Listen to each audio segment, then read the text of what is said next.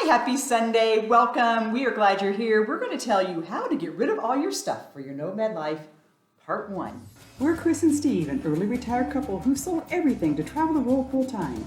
We share our nomad life, hikes, and vegan needs. Grab our book, 2 Carry-Ons and a Plan on Amazon and follow us on social. Subscribe to catch our video every Sunday. So where are we?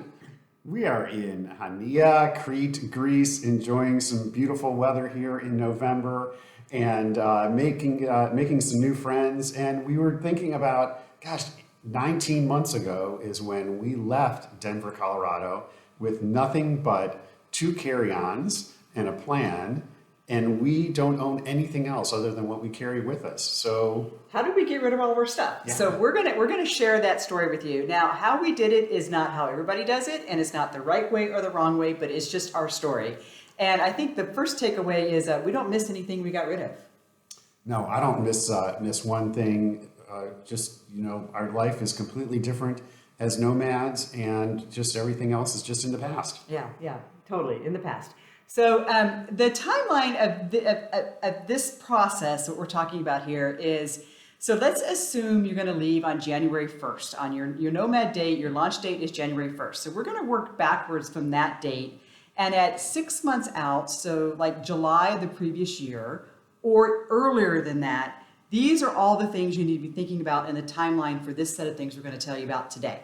So the first thing is you really need to understand what your end game is. How are you physically leaving your house? Are you leaving with 7 suitcases, 2 backpacks, a dolly, a trunk, or whatever? Knowing what it is that you're leaving with is the amount of space you have to put things into. And that's, however big square footage that is, that's 10 shirts or 5 tops or 6 pairs of shoes or whatever. That's what you're going to end up with from all the stuff that you have. And you're thinking what? Well, I'm thinking, all the people that we've talked to that have storage units or have things at, their aunt's house, and that's okay. It was our decision that we wanted to leave with nothing, that we wanted to get rid of everything that we owned. And so that's our story. Right, so no storage unit, no leave a box at grandma's house, none of that. We do have a safe deposit box. That is one thing we decided to keep. And in that safe deposit box, we put some jewelry and some paperwork and some like birth and death and marriage certificates, and that's it. So that's what's in the storage, in the safe deposit box, but no storage unit. So knowing you may decide to have a storage unit, and that's fine, but as you're thinking through your end game, the storage unit would then be part of your end game, and you know what's going to go in the storage unit. For us, no storage unit. We had 2 carry-on suitcases and 2 backpacks. So that's 30 square feet of space maybe total between the two of us that we were going to put what was left into those 2 suitcases. So I want to share something that's really at the start, that's really the beginning of this process, and that is to stop buying things. So months or years before you decide that you're going to become a nomad, you've got to make that decision. No more Saturday morning retailing. To stop buying clothes, stop buying televisions, and stop buying other, you don't need another clubs. whisk. Yeah. No whisk. Just, you don't need it. I mean, if it's not disposable, if it's not something you're going to wear as you travel, and it's not food, don't buy it. That's like the hardest thing from the get-go is stop buying things. Right. And that maybe it's 2 years from now. Stop buying, because ultimately you're going to get to the last day and you're going to have the thing that you bought and you're going to go, okay, what do I do with this? Who do I give it to? Am I going to make the money back on it? Whatever. You're going to have to make a decision about getting rid of it. So if you don't have it, you don't have to make that decision. It's also amazing how much money you start saving when you make that decision to stop buying things. So for those people who are thinking about the FIRE movement and reaching your goals financially, just stop buying things. Yeah, and even if you like go to Home Depot and you decide not to buy the extra garden hose, take that $20 and put it in your travel budget so that if you feel like you have to spend money, spend it on your future travel. Okay, the next thing we want to really talk about is the mental game of getting rid of stuff.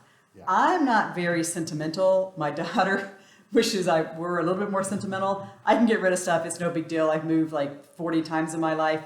whatever. But Steve, on the other hand, he Yeah. really struggled. Well, I mean, I had things that I've been collecting for years and things that I was really attached to. And just the thought of, I'm just going to get rid of these things. I'm just going to let them go. It kind of scared me. It What kind were of some freaked me out a examples of little those bit. things that you were really? I'm not going to give you examples, but I am going to say that if you really have something that you think has incredible value, maybe it's collectible value, then way in advance of when you want to leave, start thinking about how am I going to get rid of those things. So it might be, something on, eBay or consignment or something where these things that do have value. And I know we tried with a number of things, like art is very hard to get rid of. There really isn't a good market for Secondhand art, for pre-owned art that you get from art shows. Yeah, that may be fairly valuable. That it's kind of hard to get rid of. So to that point, even if you paid $100 for your collectible owl, who it's not going to sell unless you find a person that's collecting that particular owl, and you spend a lot of effort and a lot of money and a lot of marketing to sell that owl. You're not going to get $100. But you want for to it. find a good home for some things, right? So the next thing to think about that I think is if you have children, on making sure that your kids get some of the things that you want them to have. And in my case, I've got two kids that are kind of getting settled and established on their own, out on their own. And we had the opportunity a year before we decided to leave Denver to have them come by the house and literally said, go around the house, look in the drawers, look in the closets. Anything that you want is yours. You can take it. And oh, by the way, here are a few things that I want to give you that I really, care a lot about, that I want you to have to pass down, from generation to generation. So, and then the one thing that we hear from our friends and we talk about is old photos. I mean, I had a big box of photos going back to my grandparents.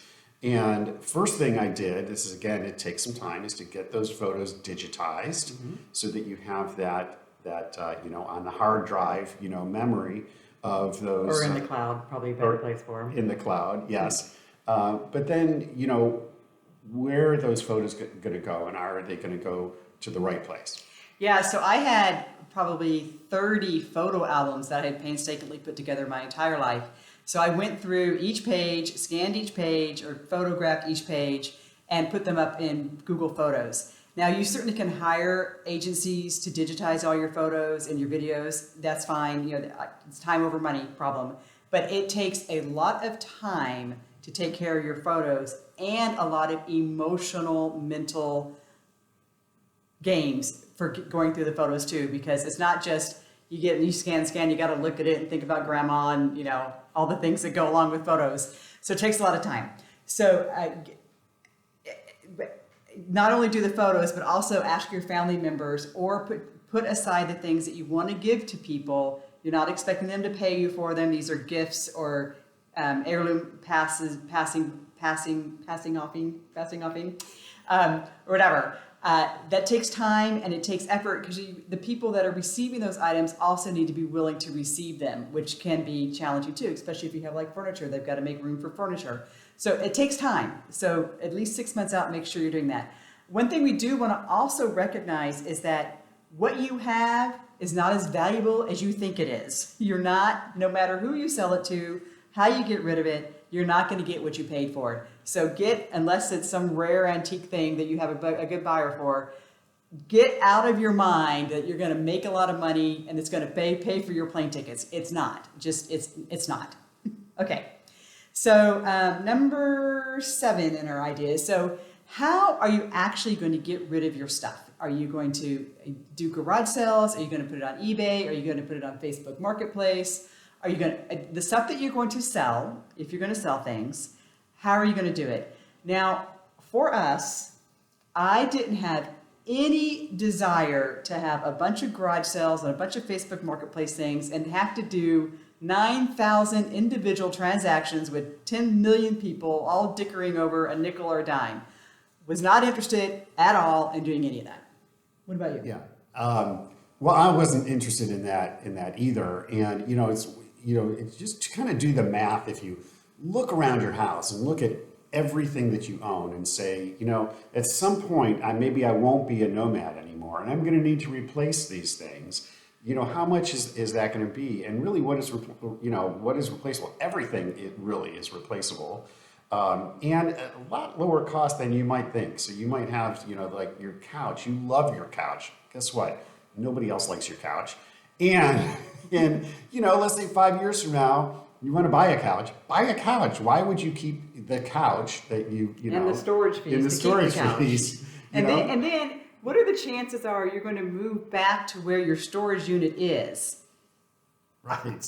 We weren't going to move back to moving Denver. anyways. We know we're never going to move back to Denver. Why? So then if we had stuff in storage, then we'd have to pay to ship all that stuff to someplace else, wherever we're going to end up.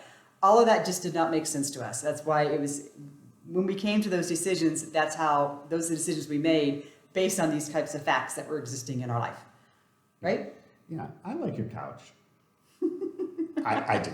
It was better than all the IKEA couches that we've been sleeping on, but nonetheless. Okay, what was the last thing we wanted to say? When you know what your end game is and you know you're leaving with 2 suitcases or whatever, then you just have to backpedal, and at some point it gets easy and you'll backpedal and all of a sudden it'll be like, God, just take my stuff. But the point of your mental point of you can't get rid of it to the mental point of just take it is a very emotional period. I might have cried once or twice. Yeah. Yeah. I mean, when the kids came, the first departure of our stuff is one of his kids came and loaded up his car and off it went. And all my favorite artwork was in the back of the car. And it was like, it's happening. It's actually happening. Okay. So in part 2, we're actually going to get to getting ready. So we actually decided to do an estate sale. That was our way of getting rid of all of our stuff, is we were going to have an estate sale. So in part 2, we're going to tell you how we manage the estate sale, how we manage that in relation to selling of the house, what got sold at the estate sale, what got left over from the estate sale, and then how we managed all of that in the 3rd video. So if you have any questions, write them below because we can cover those when we shoot the part 2. If you have questions, we'll make sure we're in part 2 of the video. And have you ever had to get rid of all of your stuff? How did you do it? We'll talk to you later.